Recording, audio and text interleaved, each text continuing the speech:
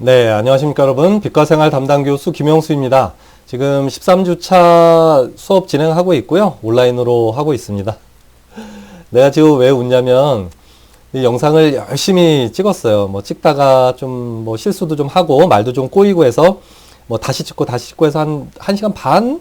25분짜리 수업을 지금 1시간 반 정도 촬영했는데 다 된 거 이제 편집하려고 이렇게 보니까 말소리가 하나도 녹음이 안 됐어요. 내가 붕어처럼 그냥 금붕어처럼 뻐끔뻐끔만 하고 있고, 내가 이렇게 무선 핀 마이크를 쓰고 있었는데, 그게 며칠 사이 계속 안 쓰다 보니까 충전이 안 됐더라고요. 그래서, 지금 1시간 반 찍었던 걸 다시 촬영하고 있습니다. 그래서 이게 참, 사실은 원격 수업이라는 게, 이게 힘들어요. 그러니까 직접 만나서 사실 50분 수업을 하면 그냥 내가 내 머릿속에 들어가 있는 지식 또 교재에 나와 있는 내용을 그냥 여러분들에게 최대한 쉽게 설명하려고 그냥 노력만 하면 되는데, 이 원격 수업은 이런 다양한 내용들이 있습니다.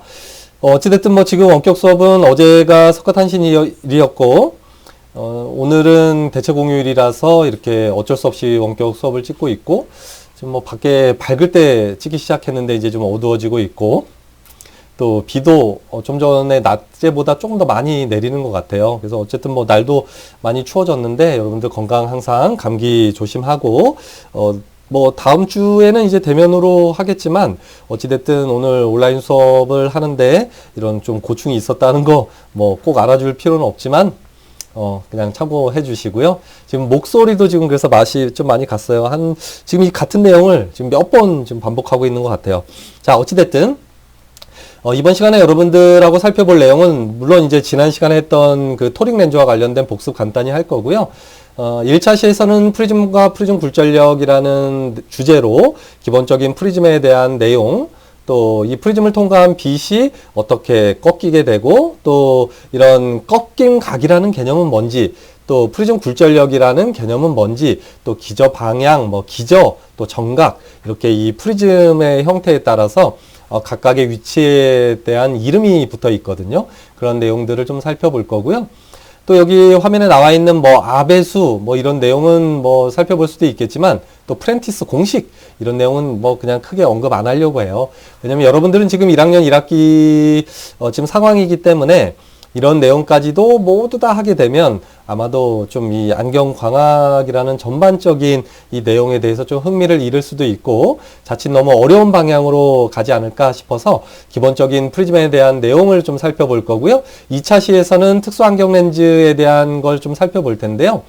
그러니까 여러분들이 지금까지 학습했던 내용은 근시나 원시나 노안을 교정하기 위한 구면 안경 렌즈라는 것이 있고, 또 난시를 교정하기 위한 원주 안경 렌즈, 토릭 안경 렌즈가 있고, 또 지난 시간에 뭐 잠깐 간단히 좀 살펴보긴 했는데요. 프리즘 안경 렌즈라는 게 있어요. 그러니까 사시가 있다거나 사위가 있다거나 이런 사람들의 어떤 시각적인 문제를 해결하기 위한 프리즘 안경 렌즈가 있는데, 이 프리즘 안경 렌즈는 기본적으로 프리즘이라는 것으로 이루어져 있고, 그렇다면 이 프리즘에 대한 개념을 기본적으로 알아야 하기 때문에, 또 프리즘 안경 렌즈도 도수라는 걸 가지고 있어요. 안경 렌즈에서와 마찬가지로. 그러니까 뭐 도수라는 표현이 적절하진 않지만 어쨌든 통용돼서 그냥 쓰이는 말이니까, 그러니까 프리즘의 그 프리즘 안경 렌즈에 어떤 굴절력이 있습니다. 그래서 이런 프리즘 안경 렌즈의 굴절력이라는 개념은 또 어떻게 정의해야 하고 또 어떻게 적용하는지 이런 내용 살펴볼 거고요. 어찌됐든 또 2차 시에서는 이런 특수 안경 렌즈 중에 이중 초점 렌즈, 누진 굴절력 렌즈, 또 편광 안경 렌즈, 또 이 조광 안경 렌즈라고 하는 변색 안경 렌즈, 이런 것들은 또 어떠한 특징을 가지고 있는지 이런 내용에 대해서 한번 살펴보도록 하겠습니다. 자, 여러분들 교재 51페이지 펴주면 되겠고요. 안경학 개론 3판 대학서림 교재 51페이지를 펴주시면 되겠습니다. 자, 지난 시간에 학습했던 내용을 간략하게 한번 복습을 한번 해보고 넘어가도록 할게요. 내가 지금 계속 저 마이크 상태를 보고 있어요. 또 녹음이 안 돼가지고 다시 찍는 일이 없도록 계속 확인하고 있으니까 좀 이해해줘요. 내가 계속 지금 저기 신경이 너무 쓰여요. 녹음이 제대로 되고 있나 안 되고 있나. 자, 어찌됐든, 자, 51페이지 토릭 렌즈에 대한 기본적인 한번 개념을 좀 살펴보고, 지난 시간에 학습했던 그런 토릭 렌즈란 무엇인지 이런 내용들을 한번 살펴볼게요. 결국은 이 토릭 안경 렌즈라는 것은 난시를 교정하기 위한 목적으로 사용되는 렌즈이고, 순수하게 어떤 사람이 난시만을 가지고 있다면 원주 렌즈라고 하는 한 경선 방향은 굴절력이 없고, 나머지 경선 방향에는 굴절력이 있는 좀 이렇게 좀 특이한 형태의 렌즈를 얘기한다고 했죠. 그런 원주 렌즈를 가지고 순수하게 난시를 가지고 있는 사람은 안경으로서 교정을 하게 되지만 난시를 가지고 있는 사람의 대부분 한 90% 이상일 것 같아요. 뭐 통계 수치는 정확하지 않을 수도 있지만 어쨌든 10명 중에 8명에서 9명 정도는 순수하게 난시만을 가지고 있는 것이 아니라 또 근시와 함께 또 원시와 함께 같이 이렇게 종합되어 있는, 혼합되어 있다라고 할까요? 그러한 난시 형태를 가지고 있기 때문에 난시를 가지고 있는 사람들의 10명 중에 8명, 9명은 이런 토릭 렌즈로 교정을 하게 된다는 얘기를 했었죠. 자, 아래쪽으로 쭉 내려와서 살펴보게 되면 이 그림을 통해서 한번 살펴볼게요.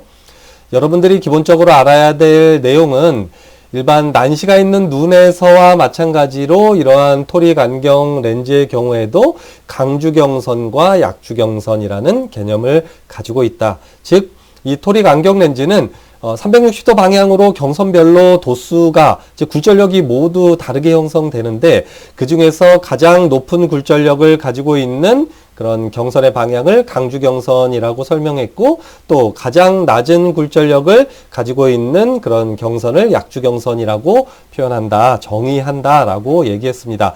지금 화면에서 보는 이 예제에서는 이 180도 경선 방향이 가장 높은 굴절력인 플러스 4다이옵터의 굴절력을 가지고 있는 강주경선이 되겠고요.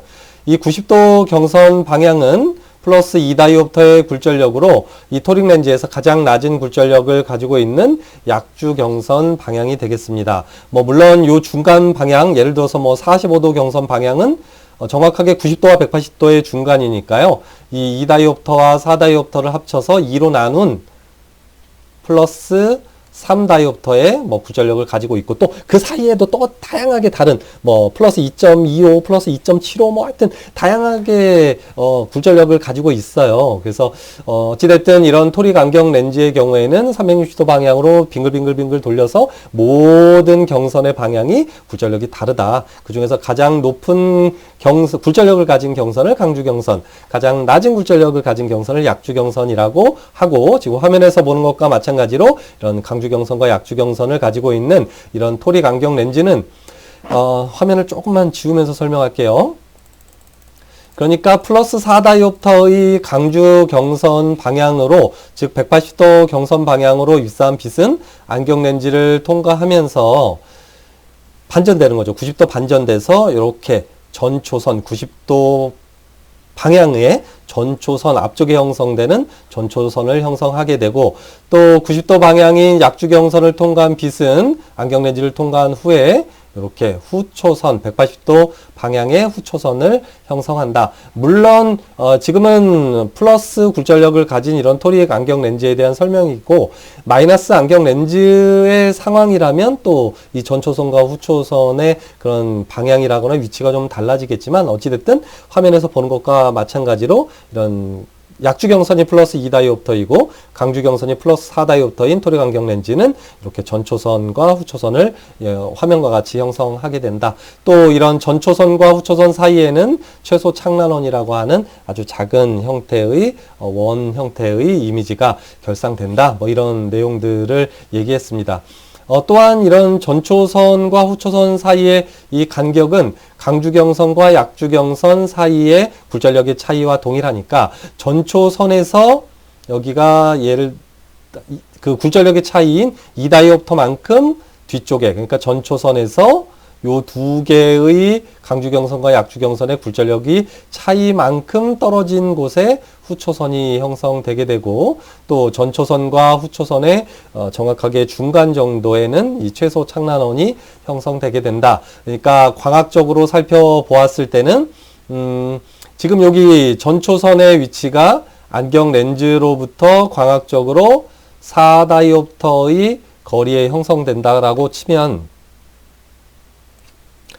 또 약주경선에 의해서 형성되는 후초선은 안경 렌즈로부터 50cm 거리에 떨어져서 형성된다. 뭐 이런 내용들도 여러분들이 나중에 알아야 되겠지만 지금은 이런 내용은 머리에 두지 말아요.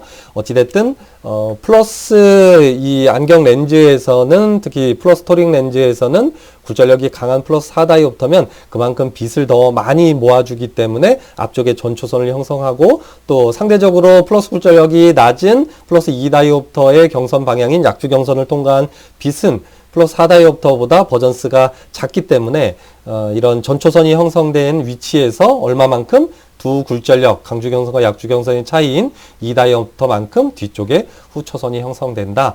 그리고 전초선과 후초선 사이에는 최소 착란원이 형성된다는 거 정도만 일단 알아두고 자세한 내용은 뒤쪽에서 또는 다음 학기 때 학습하도록 하겠습니다.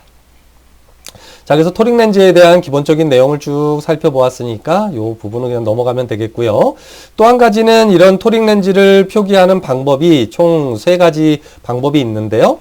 S 플러스 C 표기 방법, S 마이너스 C 표기 방법, CC 표기 방법으로 이런 토릭 안경 렌즈를 이런 표현할 수 있다. 이런 문자나 부호로서 표현을 할 수 있는데 내가 이 내용은 지난 시간에 충분히 설명했기 때문에 다시 이 내용을 설명하지는 않을 거고요. 여러분들에게 강조하고 싶은 내용은 뭐냐면 이런 토릭 안경 렌즈를 이러한 표기법으로 표현한 그런 역량을 가지고 있는 것도 표현하는 방법을 아는 것도 중요하겠지만 더 중요한 것은 여러분들이 이러한 토릭 렌즈가 어떠한 형태로 생겨 있는지를 아는 것이 더 중요하다. 따라서 여러분들이 뭐 S 플러스 C 표기가 됐던 S 마이너스 C 표기가 됐던 CC 표기 방법이 됐던 이런 표기 방법을 하나를 접하게 되면 이러한 형태가 안경 렌즈로 어떻게 생겨 있는지를 반드시 굴절력 크로스를 이용해서 표시, 그러니까 그림으로 표현하는 방법을 아는 것이 더 중요하다라고 설명했죠. 그러니까 안경 렌즈 이렇게 동그랗게 생긴 안경 렌즈에서 이렇게 두 경선을 그림으로 그려서 이 크로스, 십자가를 그린 상태에서 표현하면 되겠죠. 그래서 예를 들어서 S 플러스 C 표기 방법으로 이렇게 표현된 것을 굴절력 크로스로 그려서 안경 렌즈로 표현하게 되면 90도 방향의 굴절력은 플러스 2다이옵터가 되고요. 2.0다이옵터가 되겠죠.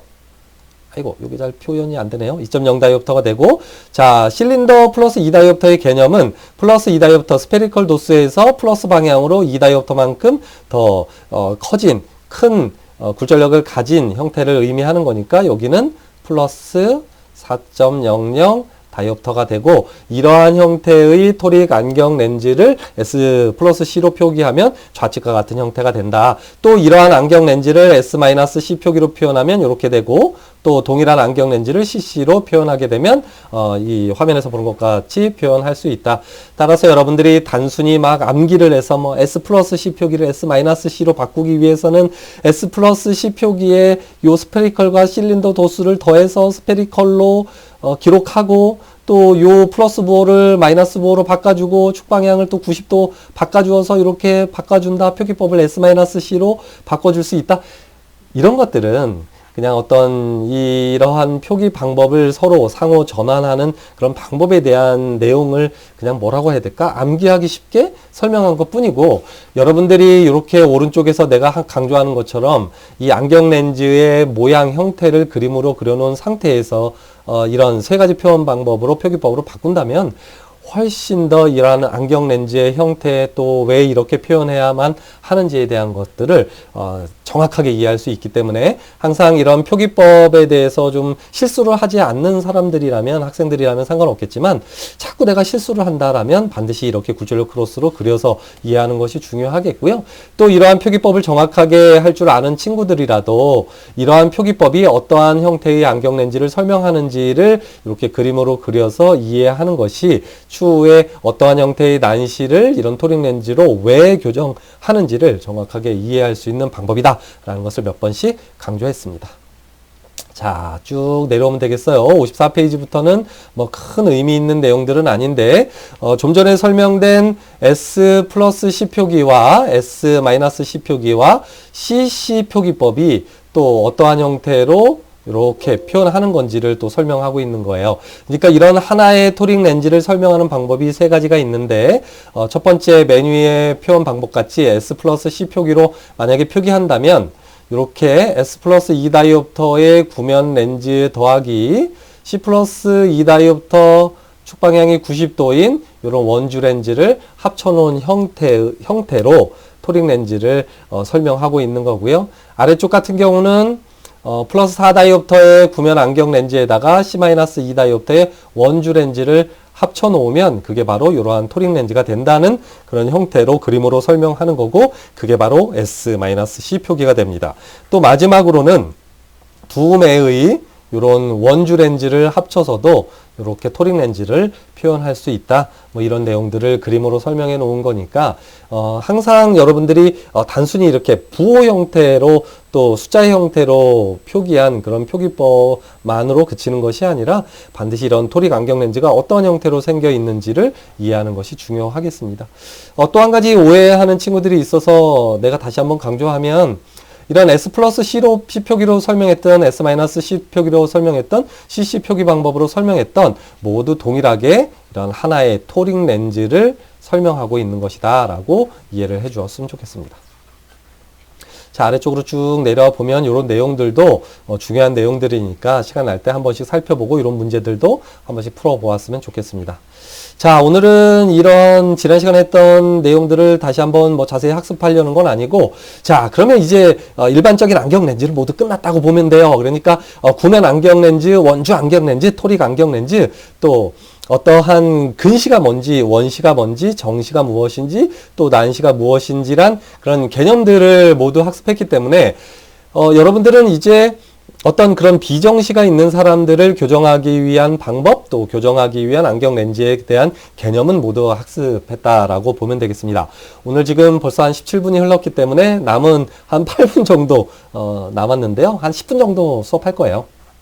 자, 이 10분 동안은 이 프리즘 렌즈라는 것이 무엇인지, 또 이런 프리즘 안경 렌즈도 쉽게 설명하면 도수, 좀 더 정확하게 설명하면 굴절력이라는 것이 있어요. 그래서 이런 프리즘 굴절력이라는 개념은 무엇인지 이런 내용을 한번 학습해보고, 조금 더 시간이 허락된다면 이런 프리즘의 기저 방향에 대한 얘기까지 설명하고 이번 13주차 1차 수업은 좀 마무리 지을까 합니다. 자, 아래쪽으로 내려보면 지난 시간에 그냥 살짝 맛보기 수업을 했기 때문에 이 내용에 대해서 한번 조금 더 자세히 살펴보면, 일단 이 초록색으로 표시된 이 단어들은 내가 누차 강조하듯이 아무 의미 없이 초록색으로 칠해놓은 것이 아니라 여러분들이 3년 동안 반드시 알아야 할 기본이 되는 단어들이다라고 내가 누차 강조하고 있는 거잖아요. 그러니까 뭐 다른 뭐 중요한 내용들 이렇게 뭐 별표를 쳐가면서 설명한 내용들도 알아야 하겠지만, 그보다 더 중요한 건 이런 초록색으로 설명하고 있는 기본적인 단어의 개념을 아는 것이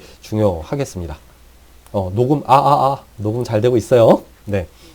그래서 지난 시간에 얘기했듯이 첫 번째 프리즘이라는 기본적인 개념은 무엇인지 다시 한번 설명을 해주면, 자 봅시다.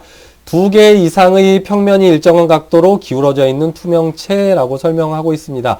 이 프리즘의 종류가 어마어마하게 많아요. 그래서 뭐 이게 프리즘을 뭐 하나로 설명할 수는 없지만 그 내용은 나중에 학습하기로 하고, 여러분들은 지금 1학년 1학기 수준이기 때문에 일단 프리즘은 삼각형의 형태로 생겨 있다라고 요 아래 그림처럼 일단 이해해 주세요. 나머지 뭐 프리즘은 뭐 있다라고 생각도 하지 않았으면 좋겠어요. 그건 나중에 학습하기로 하고, 지금 화면에서 보여지는 것과 마찬가지로 이게 프리즘입니다. 이렇게 프리즘이 삼각형 형태로 생겼어요. 이게 가장 기본이 되는 거고요.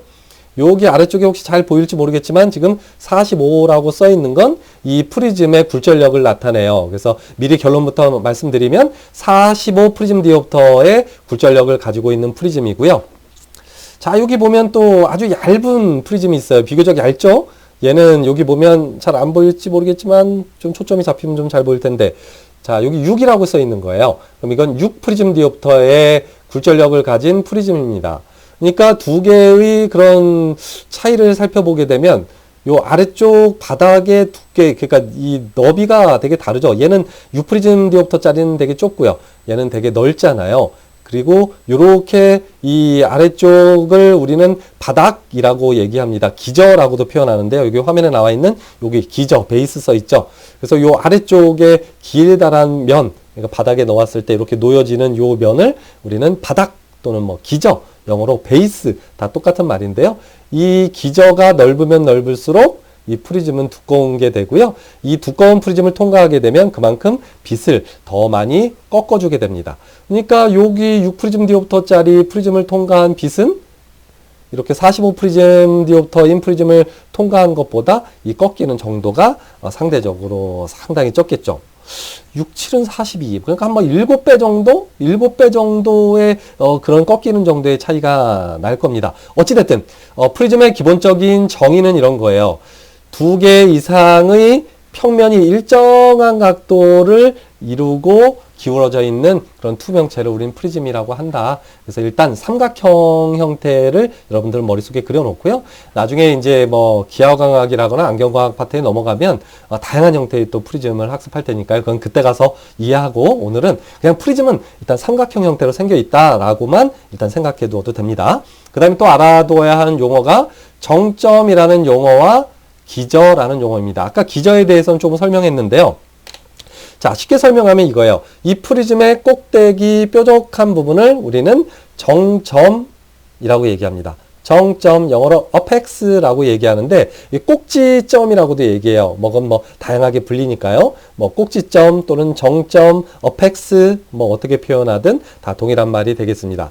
두 번째, 아래쪽에 이 평평한 곳을 기저, 영어로 베이스 또는 바닥이라고도 합니다. 우리가 땅바닥 할 때 그 바닥 있잖아요. 다 똑같은 말이에요. 그러니까 이게 뭐 서로 막 다른 말이 아니라 어떤 사람들은 이 프리즘의 아래쪽에 이 평평한 부분을 뭐 기저라고 얘기하기도 하고요. 어떤 사람은 베이스라고도 말하기도 하고요. 어떤 사람은 바닥이라고도 표현하기도 합니다. 나중에 이 바닥이 왜 중요하냐면 이 바닥의 위치를 뭐 어느 쪽에 놓느냐에 따라서 이 빛의 꺾이는 방향이 달라지게 되고 또 이 사람에게 작용되는 그런 프리즘의 효과가 달라지기 때문에 사실 프리즘에서는 이 바닥의 위치가 어디에 놓이느냐 뭐 이런 것들이 중요합니다. 그건 또 뒤에서 설명할게요. 어찌됐든 자, 프리즘에 대한 기본적인 개념을 알았고 이 프리즘의 이 꼭대기 뾰족한 끝부분을 우리는 정점이라고 얘기한다. 또 아래쪽에 평평한 부분을 기저, 바닥, 베이스라고 한다라는 것만 알아도 여러분들이 지금 1학년 수준에서는 이 프리즘에 대한 기본적인 개념은 알고 있다라고 생각하면 좋겠습니다. 자, 두 번째 중요한 것은 바로 여기 별표가 쳐져 있는 이 부분이죠. 그렇다면 이런 프리즘 안경 렌즈와는 조금 다르게 사실은 다르지는 않아요. 그러니까 안경 렌즈도 이 프리즘이 합쳐져서 만든 거긴 한데 어쨌든 안경 렌즈와는 조금 다르게 이렇게 표현하면 될까? 여러분들 헷갈릴 수 있으니까 그냥 다르게라고 그냥 표현할게요. 나중에 왜 이게 다르지 않은 것은 뒤에서 설명할게요. 어쨌든 안경 렌즈랑 조금 다르게 이 프리즘을 통해 입사한 빛은 이렇게 쭉 프리즘을 통해서 어떤 빛이 쭉 통과한다라고 하면 바닥, 기저 방향으로 빛이 꺾인다는 걸 알아둘 필요가 있습니다. 아주 중요한 내용이에요. 다시 한번 강조합니다. 프리즘을 통과한 빛은 일직선으로 쭉 진행하는 것이 아니라 어디로 꺾인다? 바닥, 베이스 방향으로 빛이 꺾인다. 지금 화면에서 보는 것과 마찬가지로 이런 사과에서 통과한 빛이 있다라고 쳐봅시다. 사과의 한 점에서 빛이 쭉 하고 우리 눈으로 들어온다면 이 프리즘이 없는 상황이라면 쭉 그냥 일직선으로 들어가서 여기 망막에 결상되겠지만 프리즘을 통과한 빛은 어디로 꺾인다? 이 기저, 베이스 방향으로 빛이 꺾여서 진행한다는 것을 알아둘 필요가 있겠습니다. 아주 중요한 내용이 되겠고요. 자, 두 번째, 책에는 이 뒷페이지에 2라고 해서 나와요. 그건 나중에 보기로 하고. 자, 두 번째, 그러면 프리즘을 통과한 빛은 바닥 기저 방향으로 꺾인다는 거 알았으면 그러면 이 프리즘을 통해서 보는 물체는 어떻게 될까? 이거죠. 프리즘을 통과한 빛은 기저로 꺾인다면 어떤 사람이 이 프리즘을 통해서 이쪽의 물체를 바라본다고 하면 어떻게 될까? 여러분들 잘 보일지 모르겠지만 나는 지금 어떻게 됐냐면 지금 이 프리즘을 통해서 이렇게 입사한 빛은 어디로 꺾일까요? 기저로 이 아래쪽 기저 방향을 꺾어서 내 눈으로 들어가겠죠. 근데 내가 지금 이 프리즘을 통해서 보는 이 지금 컴퓨터 화면은 위쪽으로 올라가 있어요. 이렇듯 프리즘을 통해서 바라보는 물체는 꼭지점인 요 정점 방향으로 이동하게 됩니다. 그래서 화면에서 보는 것과 마찬가지로 이게 이렇게 굴절됐다면 이 굴절된 빛의 이렇게 연장선을 쭉 그은 위치, 이렇게 지금 굴절돼서 여기 망막에 지금 결상됐잖아요. 요 선의 연장선을 쭉 그으면 그 위치에 이 사과가 보여지게 됩니다. 즉 위쪽으로 이동되죠. 왜 위쪽으로 이동되죠? 지금 꼭지 방향이 위쪽에 있어서 그렇습니다. 그렇다면 만약에 이 프리즘을 지금 이렇게 코 쪽 방향의 바닥 베이스를 둔 상태에서 어떤 물체를 바라보게 되면 이 물체에서 들어온 빛은 어디 방향으로 꺾일까요? 바닥 방향인 코 방향으로 꺾이겠죠. 그러면 이 프리즘을 통해서 바라보는 사람이 저 앞에 있는 이미지는 어디로 갈까요? 그렇죠. 귀 쪽 방향으로 이렇게 이동되어, 즉 이 프리즘의 어디? 정점 방향으로 이동되어 보이게 됩니다. 요걸 알아두는 게 두 번째 핵심 키포인트가 되겠습니다. 자, 그럼 세 번째. 이 프리즘을 통해서 바라보는 눈은 어떻게 변화되겠느냐를 아는 것이 중요합니다. 그러니까, 자, 다시 정리하면, 프리즘을 통과한 빛은 바닥 기저 방향으로 꺾이고, 요 꺾인 선에 이렇게 연장선을 그린 위치로, 요쪽에 처음에 사과가 있었잖아요. 근데 사과가 어디로? 요 꺾인 요 선, 굴절된 요 광선의 연장선의 위치, 요 부분인 여기 정점 방향으로 이동되어 보이게 됩니다. 마지막으로, 그렇다면 이 프리즘을 통해서 이렇게 바라보게 되면 지금 어떻게 됐을까요? 빛은 아래쪽 기저 방향으로 꺾여서 진행했고, 내가 프리즘을 통해서 바라보는 이미지는 지금 여러분들이 봤을 때는, 내가 지금 바라보았을 때는 위쪽으로 옮겨왔어요. 여러분도 혹시 내 눈이 이동된 게 보이나요? 여러분들도 위쪽으로 이동되어 보이나요? 어쨌든 그건 좀 거리나 이런 거에 따라 좀 안 보일 수도 있지만, 어쨌든 자, 나는 지금 저 물체가 위쪽으로 이동되어 보였어요. 그러니까 처음에는 지금 정면을 바라보고 있는 상태였는데, 프리즘을 대지 않았을 때는 지금 정면을 내 눈이 바라보고 있는 거예요. 그럼 프리즘을 딱 대면 어떻게 될까요? 빛은 기저 방향으로 꺾이고 이미지는 정점 방향 위쪽으로, 지금 프리즘 상태에서는 위쪽 방향으로 이동됐기 때문에 내 눈은 어떻게 돼요? 정면을 보면 이 화면이 안 보이잖아요. 그러니까 내 눈이 이렇게 위쪽 방향으로 움직인다. 그 이동된 물체의 위치로 따라서 움직이게 된다. 결론부터 말씀드리면, 따라서 빛의 이동 경로는 프리즘을 통과하면서 기저 방향으로 꺾이지만, 이 프리즘을 통해서 바라보는 물체는 정점의 방향으로 이동되게 되고, 또 우리 눈도 이 이동된 물체를 따라서 정점 방향으로 이렇게 눈이 회전해서 바라보게 됩니다. 요 세 가지 프리즘에 대한, 프리즘을 착용했을 때의 빛의 경로와 또 물체의 이동 방향, 또 눈의 위치의 변화에 대한 이런 세 가지 관계에 대해서 정확하게 알아둘 필요가 있겠습니다. 요 세 가지는 아주 중요한 내용이기 때문에 내가 계속 강조해서 물어보고 또 물어볼 예정이니까 여러분들 꼭 중요하게 생각해 두세요. 책에 다 써 있어요. 60페이지 보면 나오잖아요. 물체의 이미지는 꼭지 방향, 정점의 방향으로 이동되어 보이고, 당연히 이 물체가 이동됐기 때문에 우리 눈은 그 물체를 따라보기 위해서 어떻게 된다? 안구도, 눈도 꼭지 방향으로 회전해서 그 물체를 따라서 보게 되는 것입니다. 따라서 이런 프리즘을 눈에 처방하는 이유는 이 전 시간에도 설명한 것처럼 사위가 있다거나 사시가 있다거나 이렇게 두 눈의 정렬 상태가 어긋나 있는 상태에서, 사시가 있다면 두 개로 보이는 복시가 나타나서 모든 사물들이 다 두 개로 보여서 세상을 살아갈 수 없잖아요. 그래서 이런 프리즘을 통해서 한쪽 눈이 삐뚤어져 있는 상태에서 프리즘을 대게 되면 눈이 똑바로 정렬되는 것이 아니라, 나중에 자세히 설명하겠지만, 삐뚤어져 있는 눈을 똑바로 만드는 것이 아니라 삐뚤어져 있는 상태에서도 빛의 경로를 바꾸어서 마치 정면을 바라보고 있는 것처럼 삐뚤어져 있는 상태에서도 앞쪽의 이미지를 정면으로 바라볼 수 있도록 만들어주는 것, 즉 사시가 있어서 눈이 삐뚤어져 있지만 마치 얘가 정면을 바라보고 있을 때와, 두 눈이 똑바로 정면을 바라보고 있을 때와 같이 어떤 물체가 두 개로 보이지 않고 동일한 이미지를 볼 수 있도록 만드는 것이 바로 이 프리즘이 되겠습니다. 지금까지 설명한 내용들은 뒤쪽에 설명한 건 조금 복잡할 수 있어요. 왜 사시에서 프리즘을 처방하는지, 왜 사위에서 프리즘을 처방하는지는 아직까지는 좀 어려울 수는 있지만, 프리즘에 대한 기본 개념, 또 이 프리즘으로 통과한 빛은 기저 방향으로 꺾인다. 또 이러한 프리즘을 통해서 바라본 이미지는 정점, 꼭지점의 방향으로 이동된다. 이 이동된 이미지를 따라보기 위해서 눈도 꼭지점 방향으로 이동한다. 이런 개념 정도는 반드시 알아두시기 바랍니다. 자, 다음 13주차 2차 시에서는 이런 프리즘과 관련돼서 설명 못한 이런 꺾임 각이라거나 또 기저 방향의 위치 뭐 이런 것들 아주 중요한 내용들을 살펴보고 또 시간이 조금 허락된다면 특수 렌즈에 대한 설명도 하면서 수업 13주차 수업은 모두 마무리하겠습니다. 네, 이것으로 13주차 1차시 수업을 모두 마무리했는데요. 오늘 가장 핵심이 되는 내용은 사실 이 프리즘인 것 같아요. 그래서 이 프리즘이라는 게 무엇인지 기본적인 정의를 여러분들이 오늘 수업한 내용을 다시 반복해서 돌려보면서 좀 이해해 주었으면 좋겠고요.